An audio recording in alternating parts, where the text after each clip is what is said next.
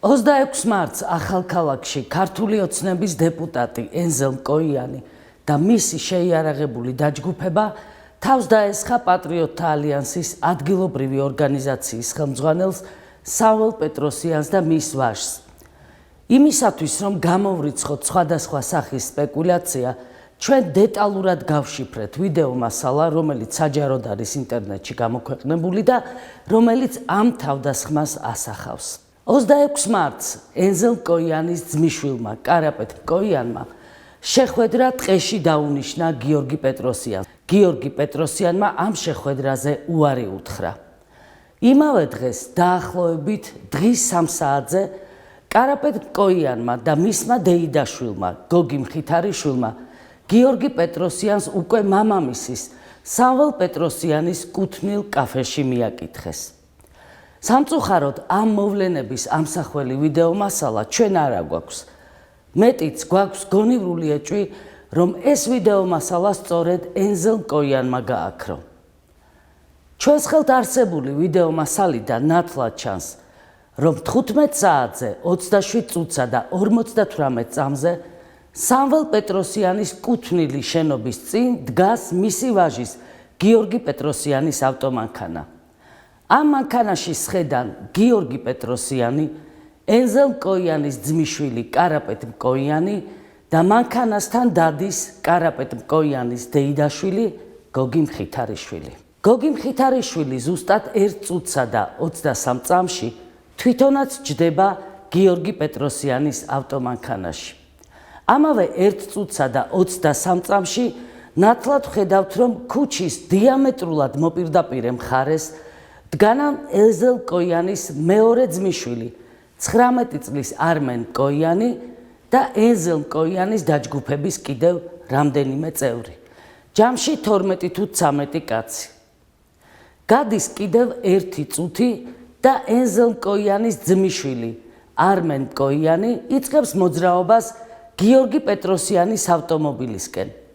ხოლო გიორგი პეტროსიანი და მის მანქანაში მსხდომი ენზელ მკოიანის ძმისშვილი კარაპეტ მკოიანი და ასევე მისი დეიდაშვილი გოგი მხითარიშვილიც გადმოდიან გიორგი პეტროსიანის ავტომობილიდან.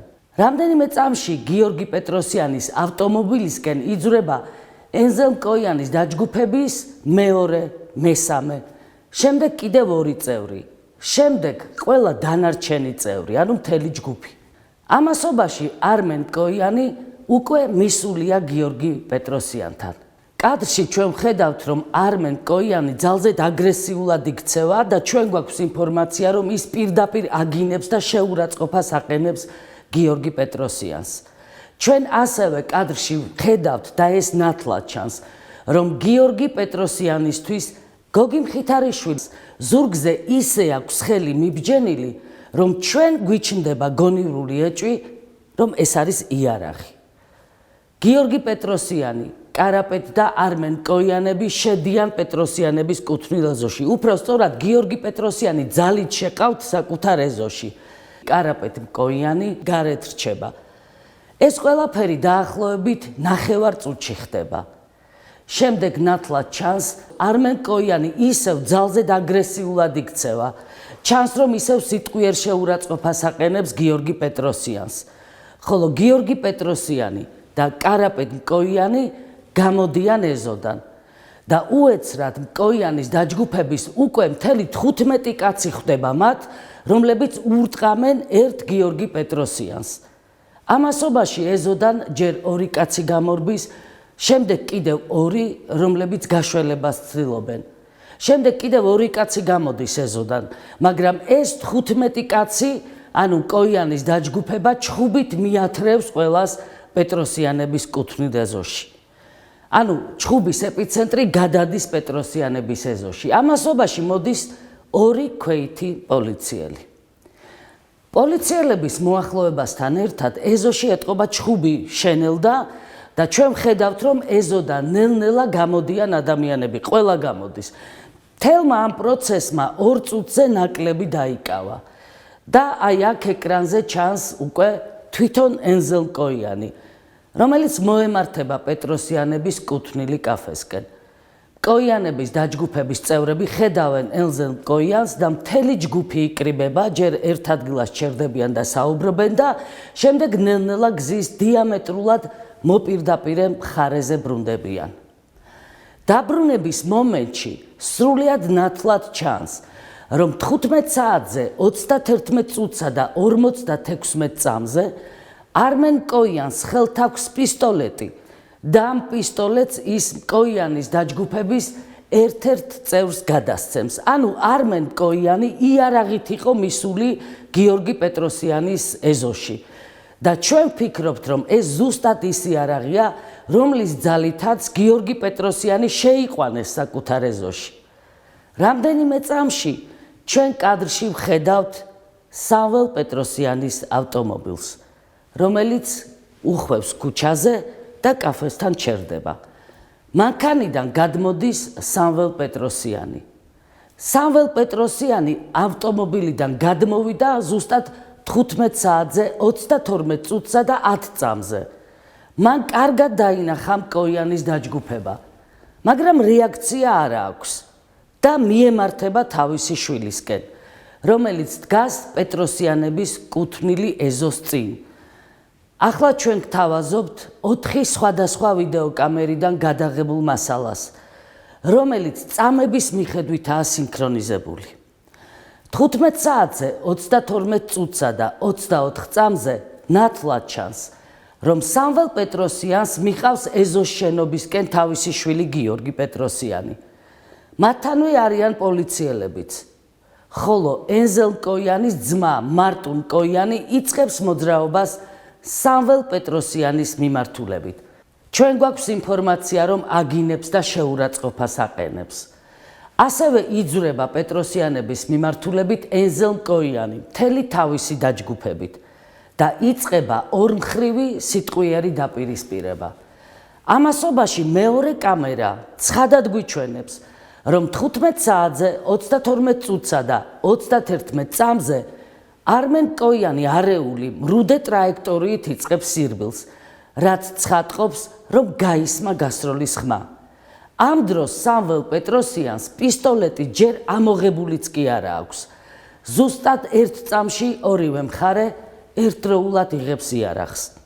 ამასთან ყოფილ პოლიციელს სამվել პეტროსიანს კანონიერად აქვს ეს იარაღი. ენზელ კოიანს როგორც დეპუტატს ასევე კანონიერად აქვს იარაღი. ენზელ კოიანის დაცვასაც ალბათ კანონიერი იარაღი უკავია. და ზუსტად 6 წამში არმენ კოიანი სრულიად უკანონოდ იღებს ხელში იარაღს.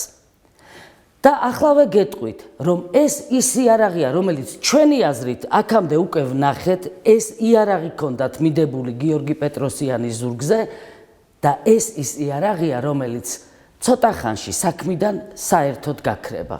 იარაღი, რომელიც კადრებში ჩანს, როგორც ნივთმტკიცება, საქმიდან გამქრალია. გამოძიება მუშაობს იარაღზე, რომელიც ცეცხლსასროლ იარაღთა კატეგორიას არ მიეკუთვნება. კოიანებმა სასამართლოს წარუდგინეს ეგრეთ წოდებული ხმოვანი სპორტული პისტოლეტი, რომელიც არაა ცეცხლსასროლი იარაღი. სასამართლომ და გამოძიებამ ეს იარაღი რატომღაც ჩაიბარეს, როგორც ნივთმტკიცება და კოიანების ბინის დამატებითი ჩხრეკა საერთოდ არ ჩაუტარებიათ.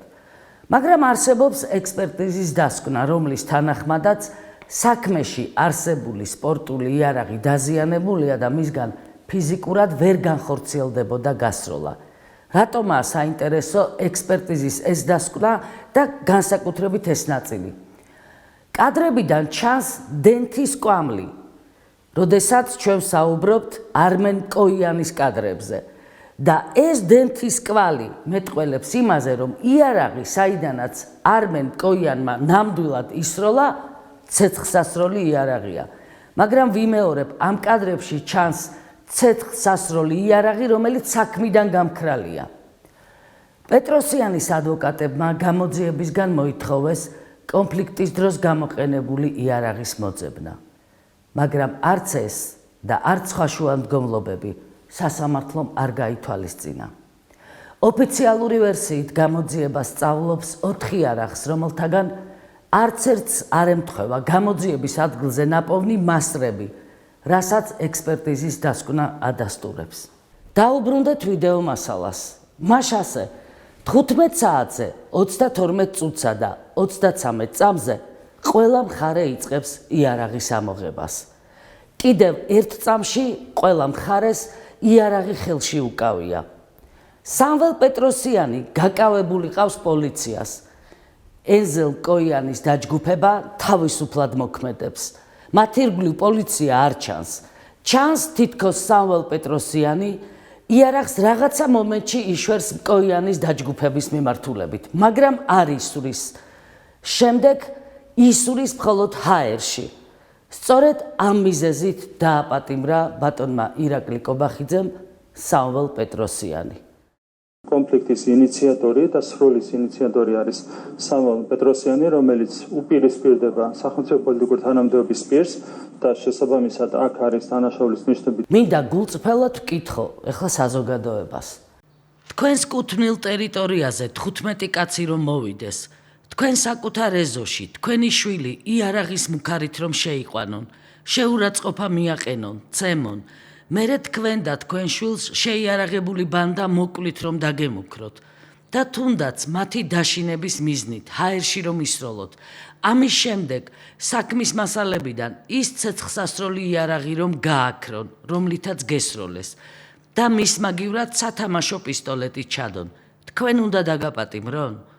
თქვენ სიმართლეს ხომ ვერ ამტკიცებთ და ვერ ამტკიცებთ. ახლა უმრავლესობის ლიდერი კობახიძე გამოვა და პირდაპირ ეთერში გამოძიებისა და სასამართლოს გარეშე დამნაშავედ გამოგაცხადებთ.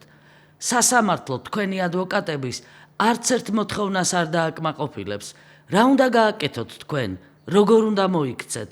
სად უნდა დაამტკიცოთ რომ მართალი ხართ? აი ასეთ ვითარებაში ჩააგდეს ენზელ მკოიანმა და ირაკლი კობახიძემ სამվել პეტროსიანი. შემდეგი კადრები ნათლად გვაჩვენებს, რომ სამվել პეტროსიანი გაკავებული ყავთ პოლიციელებს, ხოლო ენზელ მკოიანი და მისი დაჯგუფება დამიზნებით ესურის მას. მეორე კამერა გვიჩვენებს, რომ მისი ძმის შვილიც პარალელურად დამიზნებით ესურის სამվել პეტროსიანს. ამის შემდეგ კიდევ ორი სხვა კამერიდან ვხედავთ, როგორ მალავს იარაღს არმენ მკოიანი და ჩანს, რომ პოლიციელი როგორც იქნა იწყებს ენზელ მკოიანის გაჩერებასაც. ახლა ჩვენ ნათლად ვხედავთ, რომ ენზელ მკოიანის დაჯგუფების წევრი ცხელკვალზე გილზას იღებს იმ ადგილიდან, საიდანაც ისროდა ენზელ მკოიანი. ამ კადრს ჩვენ ვხედავთ ზუსტად 15 საათზე, 33 წუთსა და 45 წამზე. და აქვე სამ წამში ჩვენ ვხედავთ, რომ ენზელ მკოიანი ისევ ემუქრება სამվել პეტროსიანს, ისევ აგრესიულად საუბრობს, ხოლო კარაპეტ მკოიანი ხელს კრავს პოლიციელს და გზიდან იშორებს მას. შემდეგ კადრებზე ჩვენ ნათლად ვხედავთ კედლებზე ნატყვიარს, რაც ატყვია სამվել პეტროსიანის კუთვნილ შენობას. ჩვენ ვხედავთ ნატყვიარს ასევე ავტომანქანაზე, რომელიც ქუჩაზე იდგა. ეს ყველაფერი საბოლოოდ იმას ამტკიცებს, რომ გასროლა მოხდა ენზელ მკოიანის მხრიდან სამվել პეტროსიანის მიმართულებით, რაც ისედაც ჩანს კადრებში. ამ დროს გამოძიებამ ვერ მოძებნა ერთი ტყვიაც კი, რომელიც სამվել პეტროსიანმა თითქოს და გაისროლა. სამაგიეროდ ენზელ მკოიანი და ირაკლი კობახიძე სამվել პეტროსიანს, რომელიც თავს იცავდა, მკოიანის განზრახ მკვლელობაში ადანაშაულებენ და ცდილობენ უდანაშაულო ადამიანი მრავალი წლით ციხეში ჩასვან. სამվել პეტროსიანზე თავდასხმის შემდეგ დააკავეს თვითონ უდანაშაულო სამվել პეტროსიანი და მასზე თავდამსხმელი ენზელ მკოიანის 19 წლის ძმისშვილი არმენ მკოიანიც დააკავეს. ირაკლი კობახიძემ და მისმა მოკავშირეებმა ძალოვან სტრუქტურებში ეს ყველაფერი გააკეთეს თითქოს და ბალანსის დაცვის მიზნით. მაგრამ უდანაშაულო ადამიანის დაპატიმრება, რომელ ბალანსს ემსახურება, ეს გაუგებარია. უბრალოდ ეს არის ქართული ოცნების სტილი, აი ისიც დავიჭირეთ, ჩვენიანიც დავიჭირეთ. ახალქალაქში ენზელ მკოიანის შეიარაღებული დაჯგუფება მრავალი წელია არსებობს.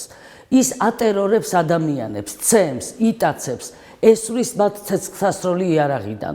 ეს ადამიანები წლების მანძილზე განსაკუთრებით აქტიურდებიან არჩევნების წინ, არჩევნების დროს. ენზელ კოიანის 19 წლის ძმისშვილი არმენ კოიანი რამდენიმე თვის წინ ეგრეთ წოდებული ბიტით, ანუ ბეისბოლის ჯოხით, სასტიკად გაუსწორდა ახალქალაქელ ახალგაზრდას. საქმე აღიძრა, მაგრამ თაროზეა შემოდებული. ასე ხდება ყოველთვის, როცა კოიანის დაჯგუფების წევრები დანაშაულს ჩადიან. რამდენიმე დღის წინ კოიანის დაჯგუფების წევრებმა ახალქალაქში სასტიკად ცემეს ორი ახალგაზრდა, რომლებიც ისე დააშინეს, რომ ამ ახალგაზრდებმა ჩვენებები შეცვალეს. საქმე აღიძრა, მაგრამ არარათ ამბარიანს ენზელ კოიანის დაჯგუფების ერთ-ერთ ცნობილ წევრს ხელს არავინ კიდევს. ასე ხდება ხოლმე ზუსტად. ეს დაჯგუფება დანაშაულს ჩადის, აღიძვრება საქმე და შემდეგ დამნაშავე არ ისჯება, ხოლო ეს საქმეები თაროზეა შემოდებული.